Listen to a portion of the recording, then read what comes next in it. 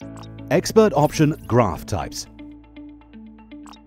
At ExpertOption there are 4 graph types: area, line, bars and candlesticks. Area and line are the simplest ones. In this video we will talk about candlesticks and bars. They are the most popular chart types for analysis. Let's take a look at candlestick. It represents price movement during a time frame of the candle. For example, 1 minute candle shows how the price has changed in that minute. At ExpertOption, there are candles from 1 minute up to 1 month.